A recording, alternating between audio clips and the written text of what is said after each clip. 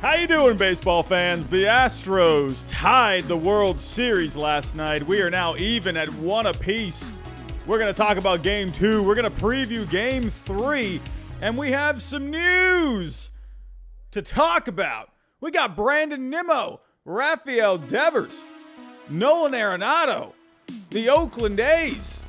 The Royals have a new manager. The Marlins have a new manager. Let's get to it.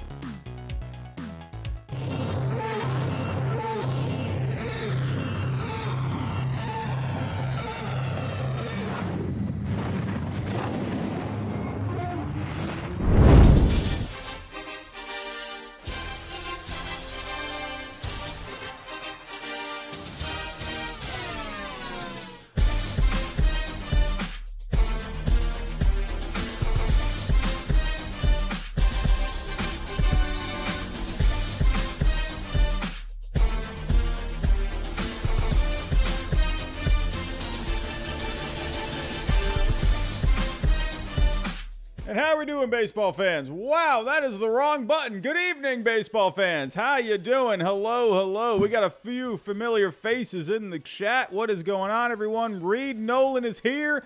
Ash Boy is here. How you doing? Mitchell Hopkins is here. Man, oh man, we have a rare Action Jackson sighting. One of our moderators. My goodness, Jackson, where the heck have you been, my friend? Welcome back. Hello. How are we doing? Aberdeen Blades, Wi-Fi, Orlando. How are we doing? Simon, Corey, what's going on? Jacob Toon, Nicholas Carrasio. A couple more moderators are here. Hello. Good evening. Who else we got? Banana Waterman, what's going on? He says, let's go Phillies. David Kadingo Jr. saying, go Phillies. A lot of Philly fans in the chat. What's going on, everyone? How you doing? Hey, I was not here last night. I was, I've been going pretty hard in the paint with all of these streams for basically the entire month. Listen, sometimes I gotta have a little social time, I gotta, go have myself a little time for myself. I wanted to go live last night. I just did not get home in time. And I was gonna do it this morning, and I figured, you know what? We got some news to talk about. We got some pretty interesting stories to dig into. So why not just do a Sunday night stream? And, we already got a few of you here, so thank you for stopping on by. Do appreciate that. But like I said in the intro, we got a lot to talk about. World Series Game 2, Astros tying it up, going back to Philly now. We're going to preview Game 3 tonight, as well as just give my thoughts on Game 2 as well. And hey, we got the offseason coming up. I mean, I know we're in the World Series right now, but we got the offseason coming up. And you know how I feel about the offseason. I love me some offseason rather much. And oh my, you know what that means?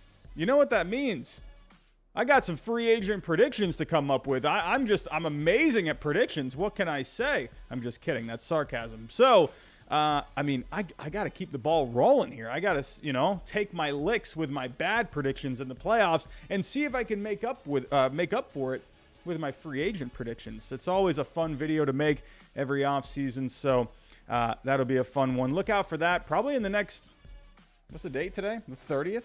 I don't know, next couple weeks or so. Hopefully shortly after the World Series, I'd like to have that. But we do have some news tonight on Brandon Nimmo, who is going to be a free agent. We got Rafael Devers. Who knows what's going on with these contract talks with the Red Sox? It was looking like at one point maybe Rafael Devers was going to be signing an extension according to some reports, and now it seems like they're far apart. Man, oh man. The Oakland A's. I mean, they need a new stadium. I don't know what's going on. Oakland, they're just not really moving all that much, man. They're not moving. And it's looking like maybe the A's could be on the move. We'll talk about that. We got a few other things to talk about as well. But before I do get started, everyone, if you can, hit that subscribe button if you are new. Everyone, we are within 70 subscribers of 27,000. So if you are new, please consider hitting that subscribe button. We're trying to hit a small milestone along the way. It has been a fun run. Help us get to 27K. We got a few more games to do it. The goal was to get to 27K by the end of the World Series. We are so close. Hit that subscribe button if you are new. Everyone, I need you to put down whatever you're eating, drinking, whatever you're doing, stop right there and hit that like button for me. I would love you forever. Also, hit the bell notification. That way you know every single time I go live or upload some content. Share the stream. Go look at some other content. Share that stuff as well. Also, everyone, don't forget, we have sponsors. SeatGeek sponsoring tonight's stream. Use my code HYDE. You get $20 off. I mean, I know we only got a few more games left of baseball, but we got football, you got basketball, whatever other events you want to go to, check out SeatGeek, see if you can go get yourself a good deal. I've used SeatGeek before. That's the only reason why I would even have SeatGeek as a sponsor on this show, because I have used it, and I have found good deals on there, so definitely go check it out. And also, hey, Prize Picks. If you're into the sports betting game, absolutely go check out Prize Picks. You'll get a 100% deposit match. They got some fun things going on over there. And again, if you use my code GINGER, you get a 100% deposit match. If you deposit $20, they'll give you $20. If you deposit $50, they'll give you $50. If you deposit $500, they'll give you $500. So go check it out. All right, everyone, let's get to it here. I'm going to dive into Game 2 from last night. Again, I was not here to cover it, so let's just dive in. I'm going to go over kind of just overall, like the scoring, just my thoughts on everything. So let's go take a look, shall we? So as you can see here, Astros evening it up. It was a big Game 2 for the Astros. You don't want to be losing 2 games at home. You don't want to lose your home field advantage, because that Phillies home field advantage, man, oh man, that's a tough environment to go play in right now. And Houston, they really needed this one tonight. They jumped out to a 5-0 lead in Game 1. They ended up blowing that. Verlander, I think, maybe held in a little too long in Game 1, but I can also understand keeping him in as well. You know, I've been loving the starting pitching in this postseason. I feel like that's an underrated aspect of this postseason, because look at all these postseasons that we've, had in the last few years. A lot of, taking starters out early, going to the bullpens, kind of like the Rays way of doing thing, more the analytical approaches. We have seen some analytical approaches in this postseason, but I feel like they're just letting their starting pitchers ride in this postseason, and I appreciate that. So in a way, I can appreciate Verlander being kept in there, but at the same time, could he have maybe been pulled a little sooner? Maybe, but it is what it is at the end of the day. Sometimes it just doesn't work out for you. So I'm not going to really get onto that too much. But the Astros, they jumped out to a 5-0 lead in this one. This is a fun start for the Astros. They really jumped out to a quick lead, 3-0 lead there. It was a rough inning for Wheeler. He just, I don't know what it was, just didn't look quite right. I was out last night, and I was watching the game. Luckily, where I was, they had it on the TV right there, so I was definitely keeping track. But Jose Altuve really woke up in this one, led off with a double. Jeremy Pena drove him in with a double to make it 1-0. Yordan Alvarez, third straight double, made it 2-0. And then there was a ground ball to Edmundo Sosa at short, but a bad throw. Runner ended up scoring, made it 3-0. So a fast start for Houston.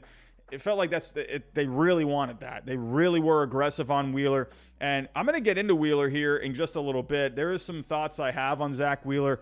I don't think he had a great approach in this game. I think the game plan that they had with him wasn't very effective. I mean, what do I know? I don't know anything. But looking at what pitches he was throwing to certain hitters in certain counts, didn't agree fully with some of the pitches that he was making based off of some numbers. I'll dive into that in just a little bit. But Alex Bregman, 2-run homer in the 5th inning. He had a few scoreless innings. You had a few scoreless innings from Wheeler there, innings 2 through 4. But then Bregman coming through. He's had a good postseason. If you take a look at the numbers with Alex Bregman, hitting .316 over this postseason, a .998 OPS. You got to love what Bregman's been doing, man. He really slumped in the last, besides this year. And the first half of this year, it did take him a little bit to get going. But last year, 2020, just didn't look right. He was going through some injuries, had a hamstring injury, he had a quad injury at one point. But, hey, Bregman coming alive here. That's exactly what you need from Alex Bregman. He came through there in Game 1 near the end. He had the double. And unfortunately, the Astros, it was too little too late. But Bregman definitely coming through in a big way. And then in the sixth inning, A big double play. I'll talk about Framber Valdez in just a little bit. He was absolutely fantastic in this game. Another good start for Framber Valdez here. But that 6th inning, you started off with the walk, and then there was a base hit, but then they got a double play with Bryce Harper there. Huge. And that's the good thing about Framber Valdez. Tons of ground balls. Got the huge double play. Looked like the Phillies were building some momentum there. And then in the 7th inning, you ended up getting the sac fly from Gene Segura.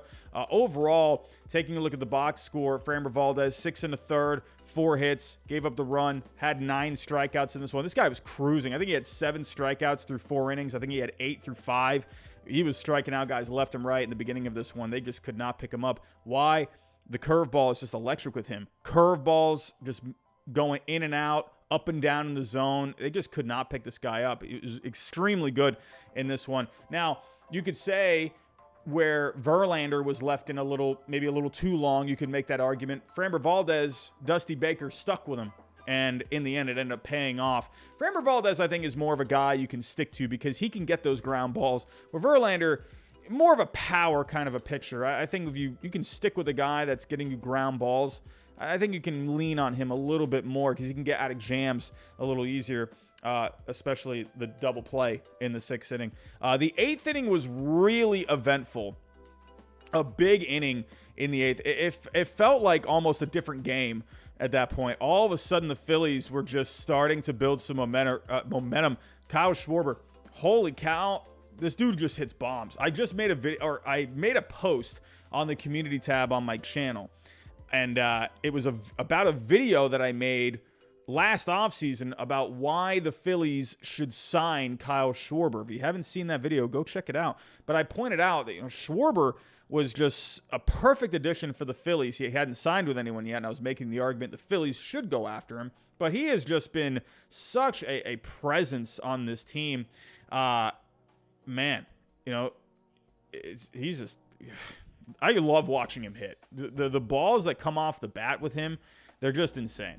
And but he's an on-base machine, and with that power, it's scary. But looked like he had hit a home run. It was called a home run. Eventually, it was called back, though. I will say, though, when I was watching that, it looked like a foul ball right off the bat. I don't know, just watching it, it looked like it just went inside the foul pole. And I'm thinking, oh, man, I don't know if that was a home run. But there's times when you're watching it where you can't quite tell. But, yeah, it ended up being a foul ball. It got called back. It ended up flying out right at the wall to Kyle Tucker. I'm thinking, my goodness, the Schwarber guy is just locked in, man. Love me some Kyle Schwarber. But Jose Altuve, Jeremy Pena had a bit of a miscommunication there in the 8th. Jose Altuve thought Pena was going to first. Altuve wasn't even looking. He wasn't even at the bag. Pena wasn't even looking at what Altuve was doing. And Pena tried flipping it to Altuve, but he wasn't even there. It was a pretty hilarious miscommunication. But it just goes to show, like, the Astros, they're usually just so in tune. And Altuve's just thinking, all right, yeah, Pena, he's going to go to first. But it's just a very rare time where something like that happens. But then they got Harper to pop out. Harper, very quiet in this one. He left 5 men on base. Harper has just been a machine, one of the better postseasons in history, especially when it comes to OPS. And Harper was very quiet. He had that big double play in the 6th, popped out there in the 8th. Definitely a quiet game for Harper. But when you're going up against Valdez, the lefty-lefty matchup, it's such a tough matchup with Framber Valdez against Bryce Harper. So no surprise to see him be a little more quiet in this one. But let's kind of break down here the pitching matchups. So let's talk about Zach Wheeler here first. I didn't like a lot of the approach with Zach Wheeler, mainly some pitches that he had thrown. So actually, I have my notes here, and the double to Altuve to start off the game, it was a sinker. Altuve, he throws more like a sinking fastball, and Altuve is a good fastball hitter. Now, it definitely has sinking action on it, but when you're leaving it in that middle to upper zone the way he did, Altuve just attacks those. He gets many base hits on balls up in the zone like that. So that was just a bad placement pitch overall. Obviously with a sinker, the advantage of, or the way to make a sinker effective splitters. You got to keep them low in the zone. And when you're just keeping them up high in the zone like that, someone like Altuve is just going to jump all over it. The second double to Jeremy Pena, a curveball. The Astros are a good curveball hitting team this year, and I think personally they should have went slider against Jeremy Pena. I think he should have focused more on sliders. I think he threw a few too many curveballs in this one. And again, he didn't throw a lot of them, but I feel like he shouldn't have even really gone to a curveball, in my opinion. I think he should have just went strictly just sliders. And then the Alvarez double, the third double in a row. He did go slider there. However, with Alvarez, sure, I do think he should have gone a little more slider heavy in this one, but Alvarez is a really good hitter against sliders. He's one of the best hitters against sliders this year. He was 10th overall when it came to hitting sliders. So Yordan Alvarez, that's a pitch you should not be throwing with him.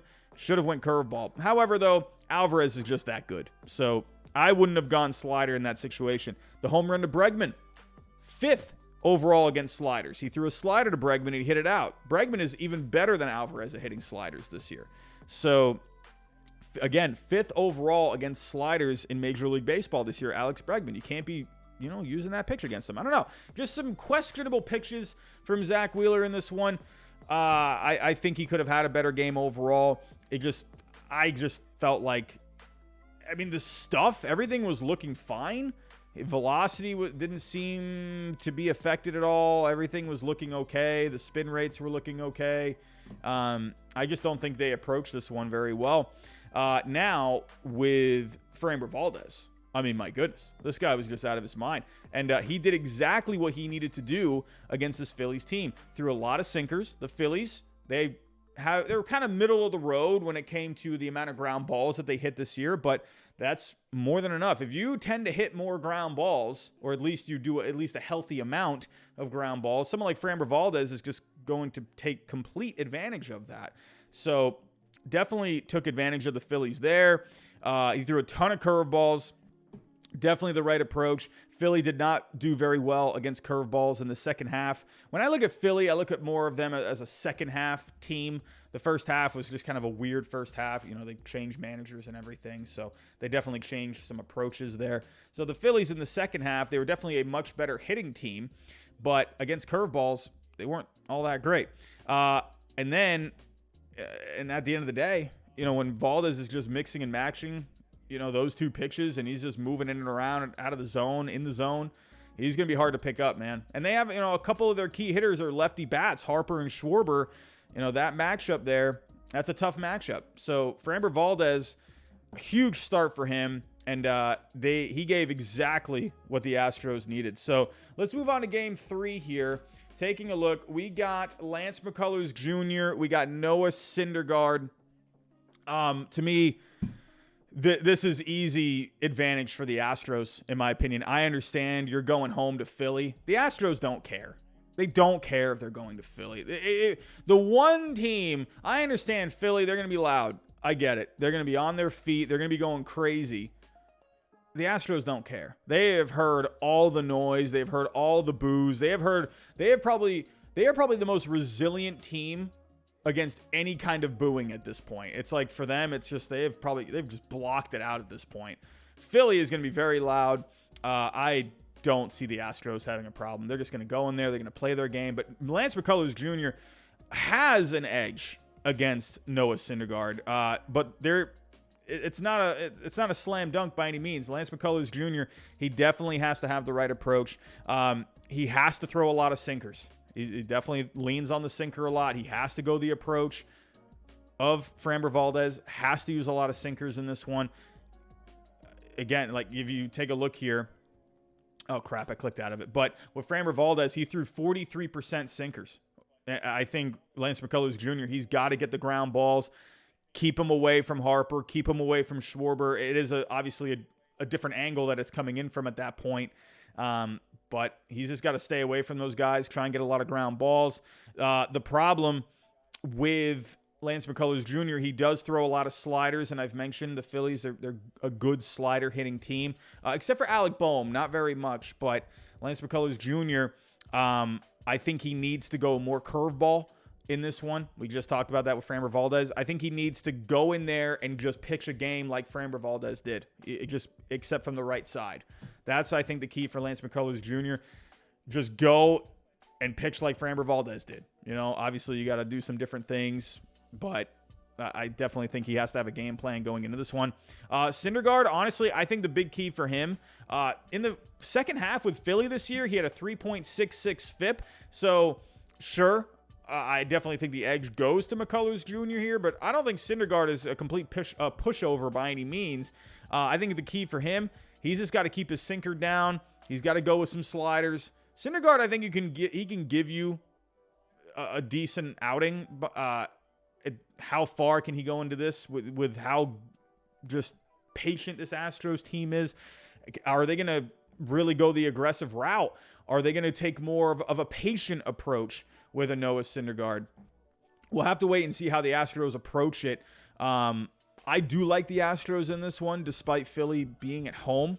But hey, you never know. That crowd can definitely give the Phillies bats some adrenaline there. We'll have to wait and see how it all turns out, but I'm excited for it. Honestly, I was thinking in my head there was a game tonight. I'm so used to a postseason game being on a Sunday night, and yeah, they probably, I don't know, maybe they probably worked it out that way because of all the football and everything. So they probably thought, everyone's gonna be watching, the Sunday night football game anyway. So what's the point of having a game on a Sunday night? Actually, it is the 9-year anniversary of the 2013 Red Sox winning the World Series. It's a good day. It's a good day. But let's move on here. Those are my thoughts for the World Series right now. And hey, I think this is going to be a good one. I do think this is going to be back and forth. However, I am intrigued about how the Astros are going to be moving forward. I said after game 1, if they can just get that first win, because they hadn't lost this postseason. That was a big deal. And you lose their first game, you lost game 1 at home. How are they going to respond to that? Well, they came out there, they were aggressive, got some good pitching, and here they are, tied 1-1. If maybe just a win is all they needed, just to get their footing, just to get their mojo back. Honestly, I'll say this. I don't think the Astros are going to win the next 3, but again, I predicted the Astros in 6 games. It could definitely go either way, obviously. And I'm very bad at predictions, so what the heck do I know?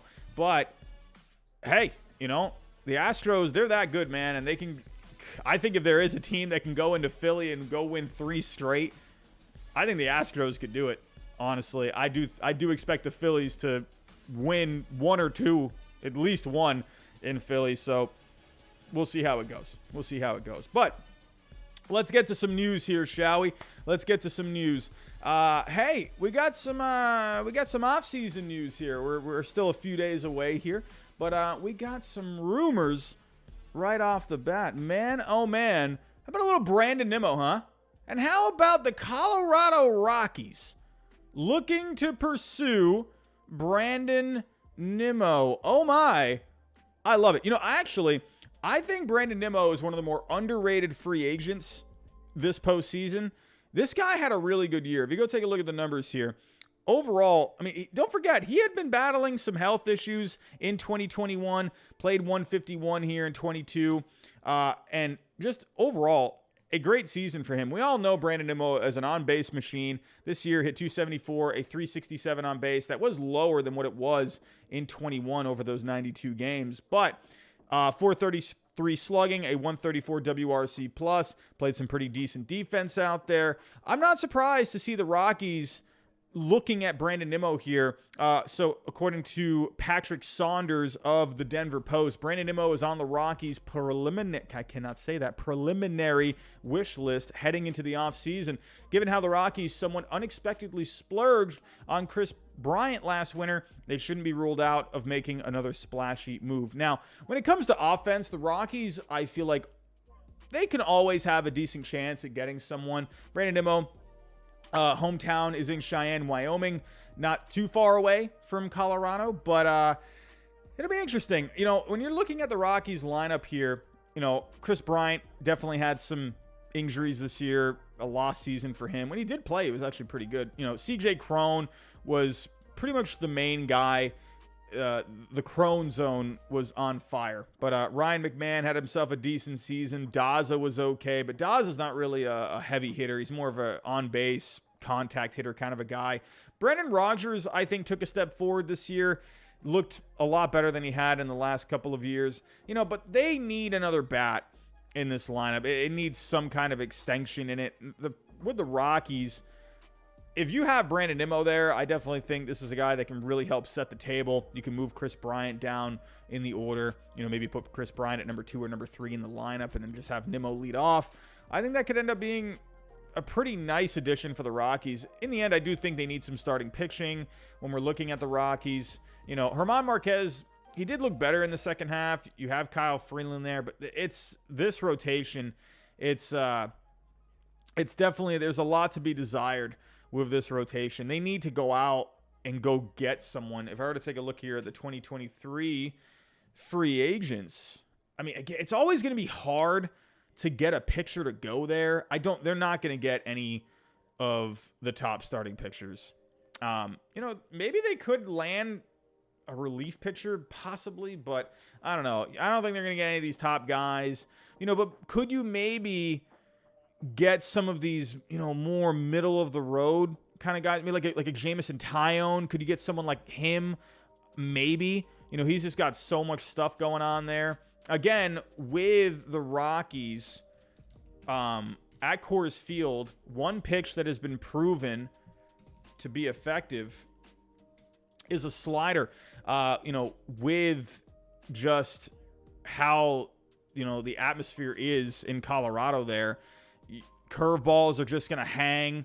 Sinkers aren't really going to sink, but sliders, the more vertical you can pitch at Coors, I definitely think if you got a slider, you have a chance of being effective there. And Tyone, he throws a lot of different pitches. The slider he throws a little under 20% of the time, but I think that could maybe be an interesting possibility. They do need some pitching. Could you maybe go out there and get like an Andrew Heaney or something like that? There are some club option guys. You got Nola. I don't think the Phillies are going to let him go. I think the Twins will exercise Sonny Gray. Luis Severino is an interesting one. I wonder what the Yankees do with him. Very intrigued about that. But then you got some other guys, down here. There's a Jake Odorizzi. Will he go out into the market? Probably not. I would imagine he probably exercises the 12.5. And you got some, I don't know, maybe like a Mike Clevinger. Like someone like that. Maybe he could see, throw some money at him. Maybe he can go, I think Clevinger actually throws a slider, right? I mean, that would, based off of how he did this year, I don't know, man. But let's see, with Clevinger, what is his pitch mix? Can't fully remember. He did not look good in this postseason. He looked rather terrible.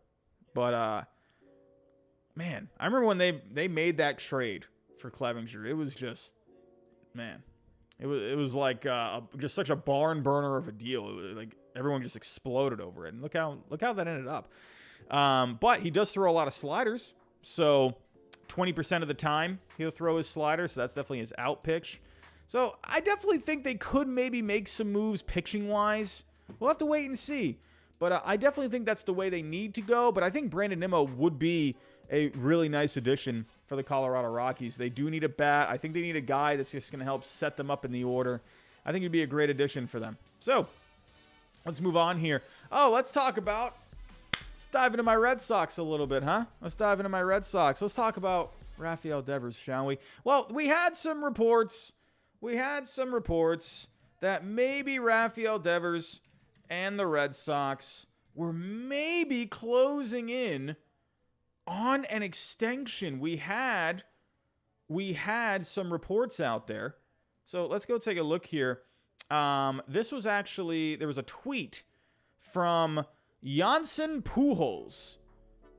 Yeah, there's always these guys that pop up randomly, and you don't know who these guys are. But he tweeted out, as we reported yesterday, our sources confirm Boston began the negotiation process with Rafael Devers. The senior executive did not go to Samania to share a birthday cake or sing happy birthday. A substantially improved offer was made versus the previous one in spring training. There was a he put something else. Let me actually go back to his Twitter page. There was another tweet he had made. Oh man, this guy tweets a lot. Oh, I don't know if I'm gonna be able to find this. Hold on. Let's do a new Google search. Jansen, Pujols, Devers. Okay, so this was 6 days ago. Here we go. So here's the tweet I was looking for. The Red Sox are moving to secure Rafael Devers long term. The ongoing talks with Devers' camp are being led by a senior club executive who is currently in the Dominican Republic. Their goal is to sign Devers, who turns 26 today, that was October 24th, to an extension for at least 7 seasons. So let's look at right now the third base contracts. So let's take a look at the active contracts. How do we get here? Active contract. Here we go. Let's type in this. 2023. Actually, let me just go. MLB contracts. Gotta love Spoke Track. All right, so right now, when it comes to third baseman, obviously Nolan Arenado is a big contract there. Manny Machado, obviously. Anthony Rendon, that has just been a bust of a contract. Austin Riley signed a big deal this year for 10 years. And ended up being $212 million. I think you could see for Devers somewhere, for me at least, I think is fair. Maybe, especially if it doesn't do as long of a deal. If he wants like a 7-year deal.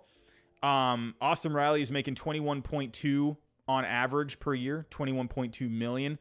So with Devers, if you're looking at like a 7-year deal, so I mean, I don't think it's gonna be 212 over 7. I would say with Devers, based on his average value per season, according to Fangraphs, from the beginning of his career to today, has been around 26 million, his average. So I think somewhere 25 to 27 million per year, I think would be fair for Rafael Devers. If you did, let's just say 25 per year over 7, you're looking at 7 years, 175 million.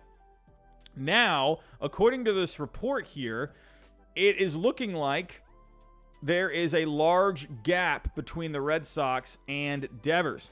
I mean, no surprise from the Red Sox, man. They're always, when it comes to these contract extensions, never really seems to really, you're always seeing something going on with contract extensions with the Red Sox. It doesn't happen. You know, I remember when they did Pedroia, they did Chris Sale.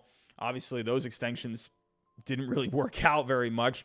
But taking a look here, Alex Spire, earlier this week, Jansen Pujols tweeted the team was making a renewed effort at an extension. What was the other one here? There was no question that the Red Sox would make a run at extending Devers at some point this winter, but it's not clear how much to make of Romero's check-in. Regardless of the specific nature of the meeting between Romero and Devers, John Heyman of the New York Post writes tonight, the sides have indeed reopened talks. Heyman reports that Boston has put forth an offer at or above $200 million, but suggests there's still a notable gap between the sides. So, if it's over $200 million and Jansen Pujols reported that it was 7 years, well, if you're doing 200 divided by 7, that's 28.5 per year. I mean, that's pretty good for 7 years. So the problem with Devers or the problem that's kind of holding everything up here, according to Heyman, is that Devers and his camp are seeking at least 10 years, $300 million. That's massive, man. When you're looking at the contracts right now, I mean, that's what Manny Machado got. I love Rafi Devers, man. I love Rafi Devers. I don't think he is Manny Machado. I think Devers is an awesome hitter, but Machado is definitely the better fielder. Machado has a chance of winning the MVP. I don't think Devers is a $300 million over 10. I don't see it. I think he's more somewhere between like an Austin Riley and an Anthony Rendon. You know, Rendon is at 245. Riley's at 212. I mean, if you're going to be doing, you know, a 10-year deal, I don't know, man. I'd be going maybe like 240 over 10. I don't know. Maybe 250 over 10, but he wants 300. I guess it depends. What is the gap here? If the Red Sox are offering 200 million, I'm wondering what the amount of years is. Maybe it's 8 years. That's what I'm thinking. Maybe it's 8 years, 200. I could see that. But he wants the 10 for 300. That's my guess. I think Devers is looking for 300 over 10. I think the Red Sox are offering 7, 8 at 200, right? Maybe like 210, something like that. That sounds about right. His average value per year from the start of his career to now has been about 26 million per. So obviously the shorter the deal, the higher the AAV is going to be. The longer the deal, the less the AAV is going to be. So if you're looking at 300 over 10, that's 30 per. And then if you're doing, 8 over 200, that's 25. So that sounds a little bit more reasonable to me. I would say, I don't know. I think 220 over 8, like 27 and a half per year. I think that's I don't know, because with the Red Sox, you got to remember here, Devers, he is 25, he just turned 26. He wants a 10-year deal. The Red Sox tend not to go these long contracts. That's just not their style. And let's be real here. It's worked out. The Red Sox have won 4 World Series since 2004. Well, if you count 2004 as well. So they don't give out these big contracts. That's a philosophical thing in the organization. They don't ever do those long-term deals. I think 7 years is something that the Red Sox would be okay with, because at that point, he's going to be 32 at the end of his deal. The Red Sox are always looking to maximize value. That's just what they do. And history has shown when they've had these guys like Pedroia and Chris Sale, with these extensions, Sale wasn't really a long-term one, but still it was a lot of money. And look what's happened there. Pedroia, I'm not going to blame it all on Pedroia. Ever since the Manny Machado slide, he was never the same. But that ended up just being a bust of a deal. It's unfortunate, but it is what it is. The Red Sox just don't do these 10-year deals. They've just never done it. That's what they could have done it with Mookie Betts, and they didn't do it. Obviously it's worked out for the Dodgers right now, but I think the Red Sox are looking at it where down the road they didn't think Mookie was probably going to hold up at that point. Probably have a lot of injuries, and Betts has been having some durability issues. Again, he's been amazing, but there has been some durability concerns there. So I think I'm not agreeing with the Red Sox, but I can see where they're coming from. They just don't want to do these long-term deals because they tend not to work out. So I think they're okay going 7 for Devers, because he's 26. If you did a 7-year deal, you're looking at his 32, 33 season. So that I think they're willing to do. I'd be okay going like 220 over I don't know, 220 over 7 is actually a lot. I'd be okay going 200 over 7. That's 28 and a half per year. Maybe at max 220 over 7. But no, I wouldn't even do that. That's 31 million. Maybe 210 over 7. 210 over 7 years would be 30 million. I think 200 over 7 sounds pretty reasonable. That's just my opinion. That's 28 and a half per year. I think that sounds reasonable. 200 over 7, but Devers, he wants more money and he wants more years. Tell you everyone, I don't know. I'm telling you, it's going to get really interesting. Oh yeah, also Joe B in the chat, Adrian Gonzalez. Look at that one as well. Good call. Good call on Adrian Gonzalez. That didn't work out. A lot of deals for the Red Sox, these long-term ones. Look at Carl Crawford. They ended up trading him, but look how that worked out. They've had not a lot of luck when it comes to the long-term deals. So I can see why they're hesitant with Devers. But it'll be interesting, everyone. I'm telling you, if they don't come to an agreement, I have said this, they could trade him. I definitely see it. I could see it. They just did it with Mookie a few years ago. I've been saying this now for the entire season. They could trade him, and I definitely think they might. I mean, sure, he's going to make your team better, but I think the Red Sox, here's the thing. I don't agree with trading someone like Mookie Betts, or sorry, I messed up what I was saying there. When it came to trading Mookie Betts, I kind of agreed with it. I didn't like it, but I saw why, and I saw that you at least were getting someone like an Alex Verdugo. I saw the pros and the cons when it came to trading Mookie, because he probably wasn't going to be coming back anyway, or the Red Sox weren't going to be signing him anyway. I could see why people were upset about it, because they wanted Mookie long term. However, the Red Sox don't like to do long-term deals. And be as real as you want, or say what you will, but let's be real here. It's worked. 4 World Series since 2004. So they don't like to do them. But when it comes to Devers, this might sound crazy, but the Red Sox have holes on this team. Devers would be a huge, huge subtraction. If they were able to get a starting pitcher out of it, and they were able to get some prospects, I'll tell you, I'm going to break out baseballtradevalues.com. I have an idea. The Red Sox really need pitching. However, they do need some offense too. Devers would be awful to lose. I'm just kind of thinking out loud right now. How about the Marlins?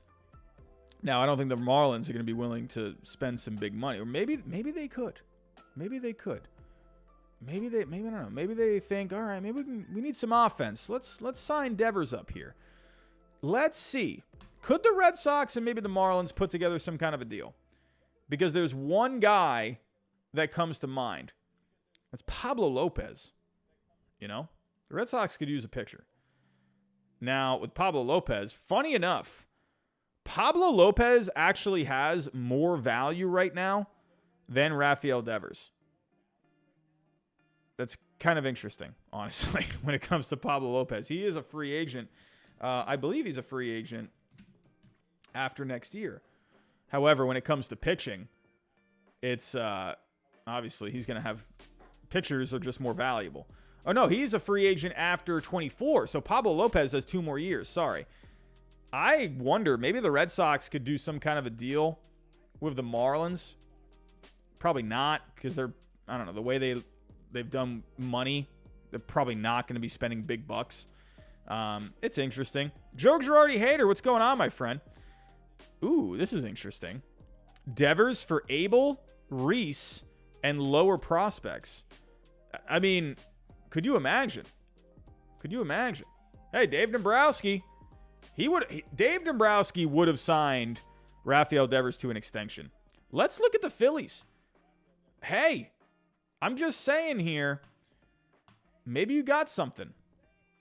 Let's take a look. So let's go Devers to the Phillies. And let's do, here's the thing.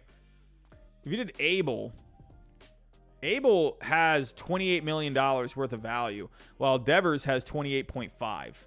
So already just with Mick Abel, you're looking at already a pretty even amount. And you also have Reese in there. So Reese Hoskins, what is Hoskins' value? Hoskins, 0.7.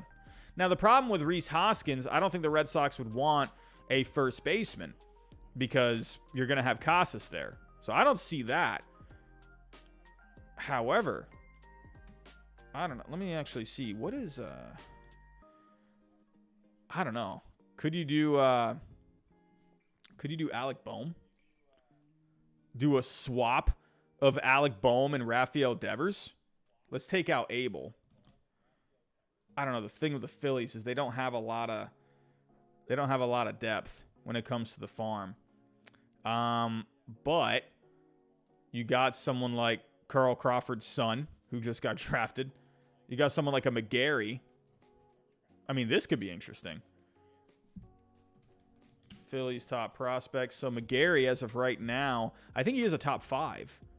Yeah, he's number 4. So could you maybe do a deal? I mean, honestly, you know what this kind of reminds me of? This kind of reminds me of the Mookie Betts trade. You're swapping Betts. You remember you swapped Betts basically for Verdugo, and then you had a couple of prospects in there. Could you swap Devers for Alec Bohm? Alec Bohm, hey man, big bat, green monster. I'm just saying. Honestly, let's go take a look at Alec Bohm here. It's funny because we're, talking about the Phillies and they're in the World Series right now. But let's go see. Alec Bohm, what would he be like at Fenway Park? I mean, he's a big boy, 6'5", right-handed bat. Bloom likes his power hitters, and if you put him at Fenway Park, that actually could end up being pretty decent.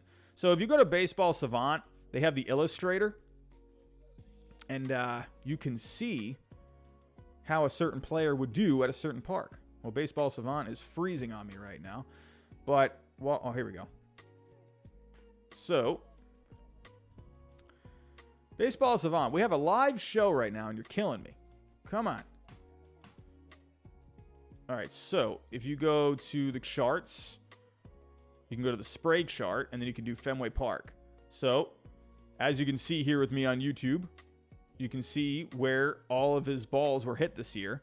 He sprays them all over, but when it comes to the power, he definitely pulls. So, at Fenway Park, we all know with Green Monster, I mean, look at that. Look how many more home runs he would hit at Fenway Park. I mean, my goodness. You already have all these balls going out. If you could get a top pitching prospect and you can get a young player like this, like Alec Bohm, again, I know he's in the World Series right now, but remember, it was the beginning of the year, he said he hated this place. I'm just saying. Maybe Fenway Park could be a nice change of scenery. He ended up having a good year. I'm kidding, but could you do a deal like this? Bohm, maybe McGarry and a lower level prospect? I mean, my goodness. Maybe do like a McGowan. What is McGowan here? McGowan's number 20. And the Red Sox, they could definitely use some more pitching prospects. I mean, hey, I wouldn't rule something like this out. Again, with Devers, I would love for him to stay. However, if they're not going to sign him to a contract, I definitely think it's possible they could trade him. And Joe Girardi Hater, one of our moderators here, maybe the Phillies, like you mentioned, could be an option. And you could, if the Phillies were okay with giving up Bohm, and then you also threw in a couple of lower level, I think McGarry would be really nice.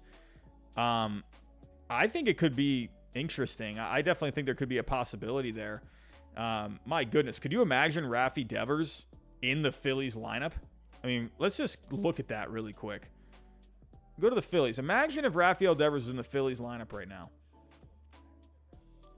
My gosh, you would have like 3 huge left-handed bats. You would have Schwarber, Harper, and Devers. Could you imagine? Alec Bohm right now he's been hitting 6, but Devers would. Could you imagine Harper and then Devers? You could put Hoskins in the 3, and you could have Devers bat second, and then you have back-to-back lefties. But whatever. I mean, you could mix it around. Devers would be huge in this lineup, man. No disrespect to Bohm. He's been pretty solid for the most part. But Bohm's bat, if we're looking at Baseball Savant here, his bat would really do well at Fenway Park. I wonder if Dave, and you never know with Dave Dombrowski, hey, had Rafael Devers at one point, won a World Series with Rafael Devers. Dealing Dave, could he go after Rafael Devers? We'll have to wait and see. But again, this will be interesting to see how this all plays out. Large gap. I think Devers, if you're going to sign him a 7-year, I think 200, a 7-8-year deal from 200 to 220, I think would be reasonable. I would not go 10 years for Rafael Devers, honestly. His defense has been better, but it's always been a bit of a question mark. You know, I don't know. I would not go 10 years for Devers. I'd be fully okay keeping him until he's, 32, 33 years old. I wouldn't go past that point. I wouldn't. Just because his defense has always been an issue.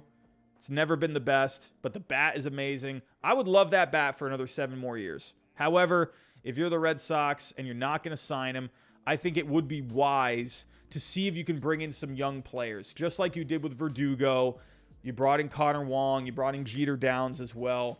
That was because if you weren't going to sign Mookie, then you might as well get some young players for him, And so that's what I think. We'll have to wait and see what ends up happening here. We have a few more stories to talk about. Hey, speaking of a third baseman, Nolan Arenado, he is going to be staying in St. Louis. Taking a look here at the story. Nolan Arenado will not opt out of his contract, so he is going to be with the Cardinals for the final 5 years of his deal. He'll be making $144 over 5. If I do some quick math here, that is $28.8 million per year. Arenado, he is an MVP candidate this year. He has been phenomenal. Taking a look at the leaderboards when it comes to Fangraph WAR, Arenado was just behind Manny Machado in Fangraph WAR with a 7.3. Machado at a 7.4, and then don't forget about Goldschmidt, a 7.1. I think you can make an argument for all three of these guys. I think it's possible Machado could end up winning it. Paul Goldschmidt, he just had a really quiet September. That's the only thing with Goldschmidt. But when it comes to the third baseman, it's a more demanding position than first base. Goldschmidt, though, was just so good offensively. He was, besides Aaron Judge, also Yordan Alvarez was really good offensively as well. Goldschmidt was one of the best offensive players in the major leagues this year. But if you are going to consider defense as well, I think Machado and Arenado have an argument. I think Machado has a real shot at getting the MVP.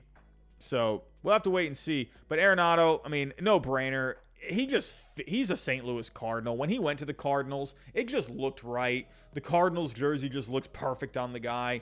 No brainer in my opinion. Keep Arenado and Goldschmidt together. There was really no point for Arenado to go out on the market. The guy's making tons of money. It's like there's no point considering his age. He was going to do better sticking with this contract than going out into the open market. I don't think he would have gotten the same terms. 5-year, 144. I don't think he would have gotten that. So I think it was a smart decision for Nolan Arenado to stay with the St. Louis Cardinals. And I don't think the Cardinals are upset at that at all. But speaking of the St. Louis Cardinals, their bench coach is now the manager for the Marlins. And we also just tonight saw the Kansas City Royals hire a new manager. I'll talk about that in just a second. But earlier this week, the Marlins hired Skip Schumaker. And I like it. I think it's a good move. I think for the Marlins, obviously they have a lot to do. There's a lot to work on with this team. They definitely need some bats. Obviously, with Don Mattingly heading out, I think it was time. It was obviously time to go in a different direction, and I didn't think they were going to go with another veteran guy.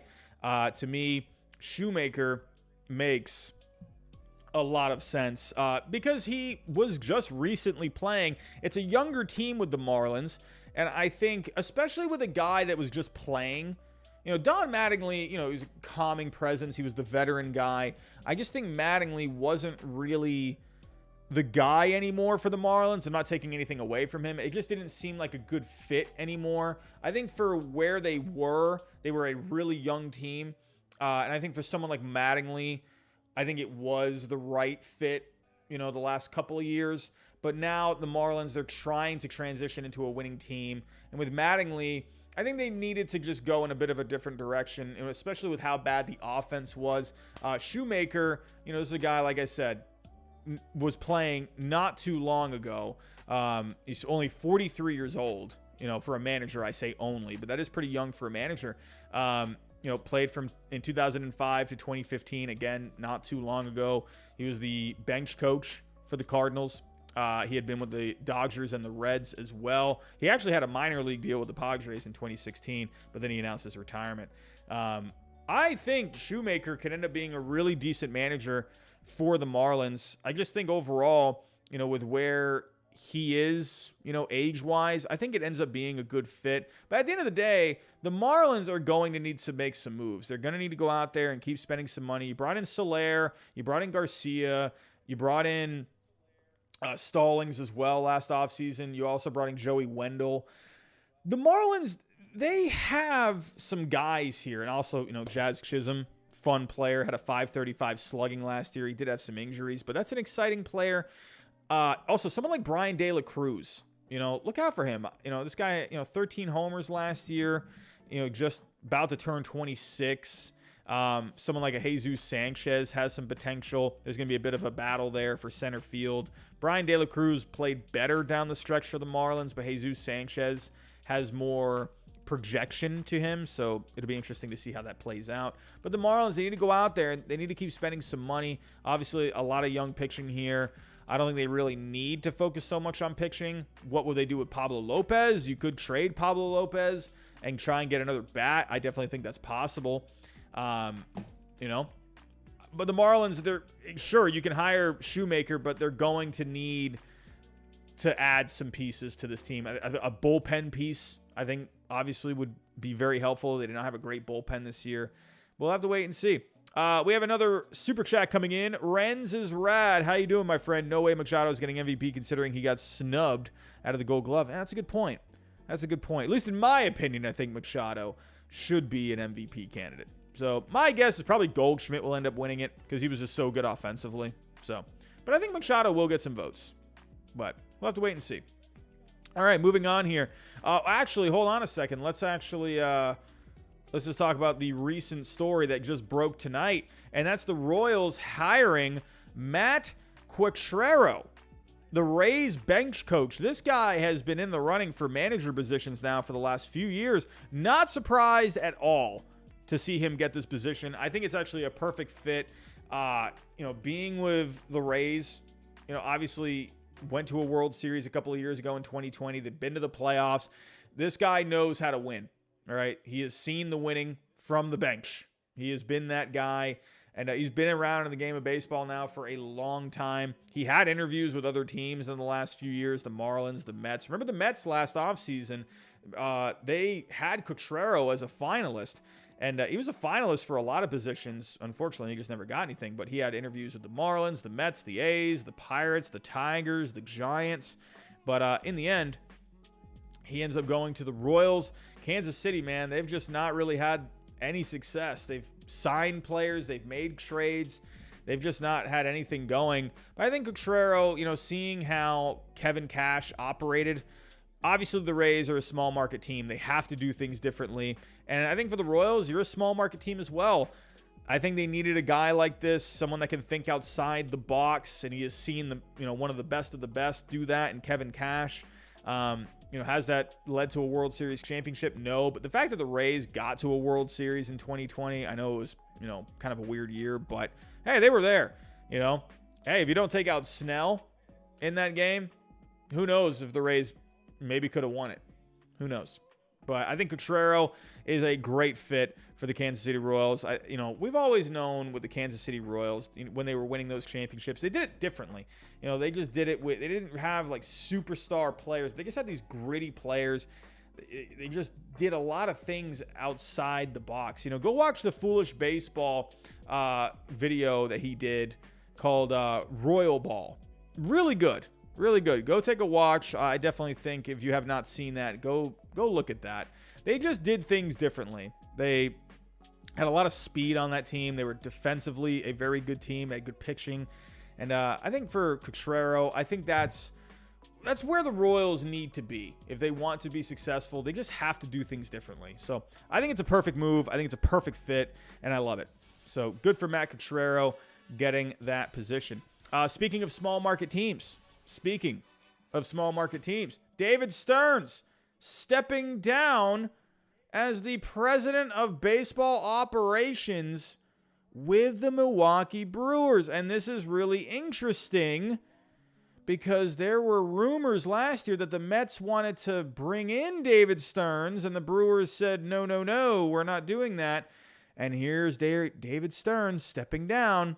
Says he wants to spend more time with some family. He wants to just step away for a little bit.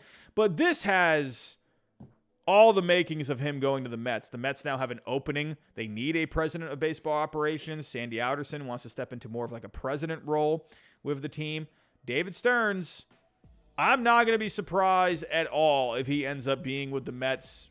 I mean, the thing is, the only thing that kind of makes me question it is because he says he wants to spend time with some family. He wants to look at some other things. I think he's still doing stuff with the Brewers in some capacity, but he says here that he's not ruling out pursuing opportunities in the future, but he basically said he's not going anywhere as of right now.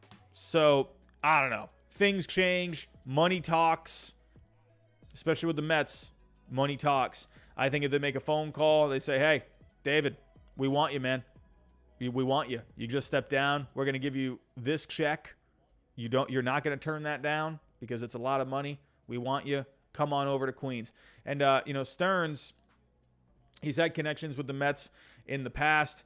And the Mets, like I said, they pursued him in this article on MLB Trade Rumors. The Mets have pursued Stearns, a New York native, for their vacancy for president of baseball operations post in each of the past 2 off seasons, right? So, again, they like him. They like him. And he is a New York native. We'll have to wait and see. Billy Epler ended up, running things, has the general manager title, but it's still the fact that, because remember, general manager used to be the term, right? Now it's president of baseball operations. So the fact that Epler is still considered the general manager, it's pretty obvious that they want to go in a different direction. And it felt like it. They just said, you know what? We want David Stearns. This last year when they wanted him, but the Brewers denied the interview. They basically just said, all right, well, we're just going to keep it open. Billy Epler, you got this. We're going to handle it, but then we're going to go after him next offseason. I think David Stearns ends up with the Mets at some point. I think the Mets are going to throw money at him. And at the end of the day, hey, have him step away for a couple of weeks. Take a breather, a few weeks, and then they'll make a phone call, guarantee he wakes up and he's going to be like, all right, yeah, I got to take that deal. But it just kind of feels like it's just leading in that way. He's probably just saying these comments, honestly, because he kind of just has to, he wants to go out, in good graces with the Brewers. He sounds like a professional. It's kind of like giving your 2 weeks notice, right? So you don't want to, just get up and leave, right? He wants to have, show some good faith towards the Brewers. I think that's what's happening here. He's going to end up with the Mets eventually. That's my guess. So now let's talk about speaking of people leaving, right? Stepping down, people leaving. How about the Oakland A's? What's going on with the Oakland A's? What's going on? Manfred made some comments the other day. Rob Manfred, not confident with the A's staying in Oakland. Very interesting. Very interesting. So, there were some comments made in response to Rob Manfred, but let's take a look here at the big juicy ones. While some steps have been taken this year towards getting the Howard Terminal project off the ground, quite a number of logistical and financial hurdles remain, as outlined last month by Sarah Ravini of the San Francisco Chronicle. As a result, Manfred is not positive about the chances of the A's staying put. I think the mayor in Oakland has made a huge effort to try and get it done in Oakland, Manfred says. It just doesn't look like it's going to happen. Something has to happen. We can't go 5 more years in the Coliseum. The Coliseum, I've been to the Coliseum. I went back in 2006. I went and saw my Red Sox play. Kurt Schilling was pitching. And it was, I don't know. I know everyone in Oakland, you love the Coliseum. You're always going to love it. It's always going to be special to you. But when I was there, I'm like, man, this place doesn't look all that great. I was not a big fan of it. I didn't really care. It doesn't take a lot to please me. But when I had seen other ballparks, I mean, I preferred the Tropicana Field to that place. You know, it was, I don't know why. I didn't have a great feeling walking around. I felt just cramped in some spaces. I don't know. It just felt kind of messy a little bit, dirty a little bit. I don't know. I just wasn't a big fan. But it's obvious that they need a new stadium. That Coliseum, it's not good anymore. It's outdated, just like Tropicana Field. They need something new. He actually goes on to make comments saying that he actually has more optimism with the Rays being able to find something in Tampa. He says here, I see Tampa differently. I've got a lot of faith in the Rays owner, Stu Sternberg. I think they will find a place to get a ballpark built, and I think baseball can thrive in Tampa. It makes so much sense for the Rays to just go to Tampa. Get out of St. Petersburg, go to Tampa. I think in the end, what's going to happen with Oakland, they're probably going to end up going to Las Vegas. I think that they've just been connected there. Taking a look here. Oh, they got ad blocker on the San Francisco Chronicle. Come on. What's going on here? How are we doing? All right. So they have been, this was the art. I actually think I did a stream talking about this, but Oakland is securing over $320 million in public funds.